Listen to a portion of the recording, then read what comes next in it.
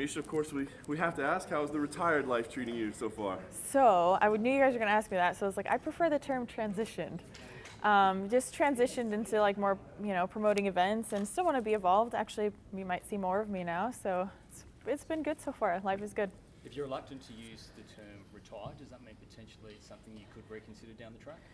You never know, but at this point, it's not something that I'm thinking about. How did you reach the decision? Because it seemed like something that was just spur of the moment almost. I mean, were you thinking about that going into the fight, that it was a possibility? No, honestly. I just knew after like the first exchange that I just didn't want to do it anymore. So it was just kind of one of those things. I just suck it out. But I knew I had a lot more to give, and I just didn't give it. So I don't know. It's just one of those things. It's kind of odd, to be honest. But yeah, just lacking a little bit of the competitive edge to want to punch people in the face. So. How did you get through the rest of the fight? That's amazing that you knew right away at the first exchange. How did you get through the rest of the fight? I just was like, I'm not I don't give up, but that's all. I didn't want to give up, so I went in there, but I just couldn't pull out of myself what I needed to really, make the fight winnable. So yeah, it was interesting. It's kind of crazy because here you are, a cornerstone of the women's bantamweight division. You've been there for such a long time, and it was such a spur of the moment retirement. Do you ever think back in that moment and think maybe I should have waited the press conference, or maybe I would have taken a bit more time? Are you happy with sort of the way you retired? I don't know. I mean, I just look at it as something that it happened. Maybe I could have, I think my management would have appreciated if I would have waited. But no, I just knew it. So I was like, I just wanted to kind of get it off my chest. Was it a situation where before the fight you actually had plans and fighting again? What were your goals before you decided to retire at the start of that fight? Were you still planning on going for the title one more time before you made that decision at the beginning of the fight? Yeah, for sure. I planned on winning that fight and going on for another title run. But, at the end of that, I knew, yeah. With everything that's going on in the division, Ronda Rousey fighting at 207, I mean, was that at all a factor in your mind when you were thinking about retirement? That third fight, the fact that it was going to be a huge event, the fact that you just headlined UFC 200 and probably at the peak of your popularity as a fighter? What was the question? The fact that there was that potential third fight with Ronda Rousey around the corner if she would have won at UFC 207, an opportunity to possibly headline another big event if you had sort of stayed around and saw what happened in the division. Yeah, of course, but it doesn't, it doesn't change the situation, So, I mean, ideally I would have loved for that to happen, but it doesn't look like it's going to now.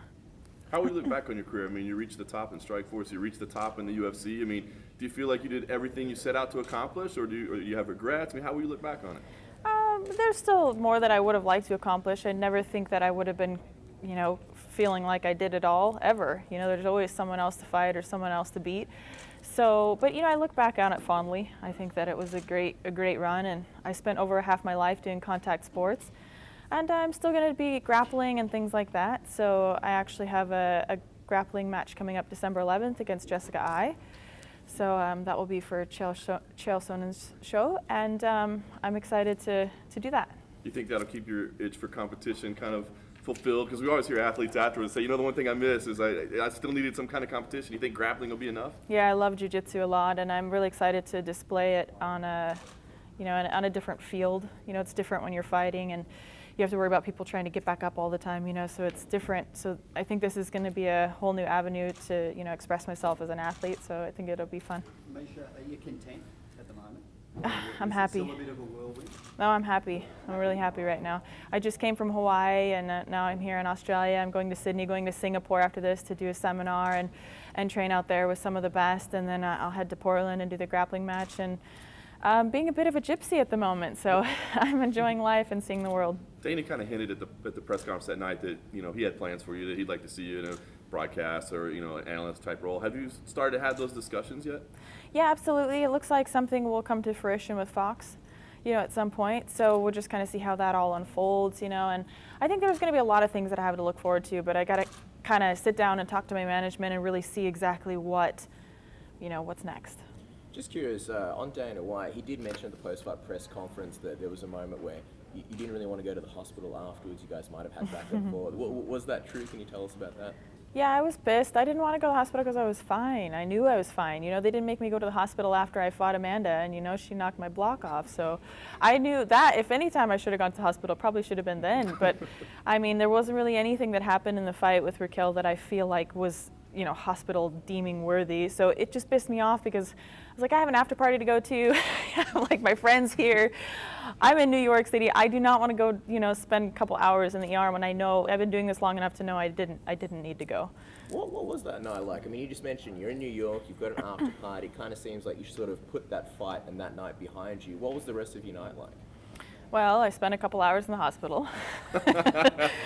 After Dana saying like he was literally going to leave the event and come hunt me down if I didn't go.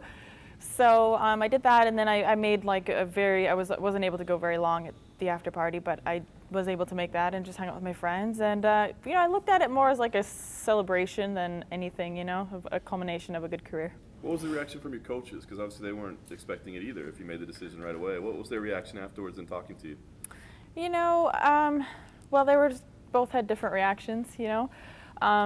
You know, Brian was a little bit different in his reaction than Rob, but you know, at the end of the day, they both support my decision. And you know, Rob just gave me a big hug and was like, you know, support and love you either way. So. Have you had many other fighters, any competitors reach out to you after the announcement? Have I had what? Any of the other fighters reach out to you? Yeah, quite. I mean, I've had a tremendous amount of support, you know. Even Big Nog over here was just, you know, when we first saw each other the day was just, you know, congratulatory on a good career. And everyone's been so awesome and so supportive, and, you know, I definitely appreciate that in the transition of everything. Miesha, who wins Nunes and Rousey? Do you care? Man, that's a good question. Not the way that I used to, but it's. I guess what's really difficult for me to decide is like what we're gonna get out of Rousey. You know, is she doing it because she wants to, or is she doing it because she feels obligated? Is that knockout still in the back of her mind? Is she gonna be punch shy? Is she gonna have the same, you know, it's kind of like, I remember when I was skiing for the first time, I was like 5 years old, and I just blitzed down the hill. I had no fear whatsoever. The first time that I wrecked really, really hard is when you realize like, oh, this is actually dangerous. There's things that can happen to you that you don't realize the first few times when you haven't fallen. So you kind of wonder what has that put in the back of her mind? Is it going to affect her? I don't know, you know, but I know that Amanda's a very solid fighter and she hits like a ton of bricks, so she's a very worthy opponent and it should be interesting. I probably know this answer, but who do you want to win? I want Amanda to win. Yeah, you know, she's a sweetheart and I think she's a good girl, so I think she deserves it. A lot of people are looking forward to a potential fight between you and Chris Cyborg. Obviously, that's not going to happen now, but a lot of people are just curious about what's going to happen next with her. She's a huge UFC star. I'm just wondering, from your perspective as one of the biggest stars in the UFC when it comes, obviously, to the division, what would you like to see happen next? Would you like them to bring in a division specifically so she can defend her Invicta title in the UFC shows? Do you think there's some super fights out there for her? What do you think can be done with her next? That's so interesting. It depends if 135 is off the table. I don't know, but ideally I think if she could come to 135, that would be ideal because I think that would make the competition, you know, fair across the board. Catch weights are always fun and interesting. I enjoy watching them myself, but I feel like there isn't a deep enough 145-pound division to put it into the UFC yet. Not that there's not talented girls there, but there's just not enough. You know, she's already run through most of the girls at 145, so you add the division after she's already beat everyone, there's not really much left for her at 145.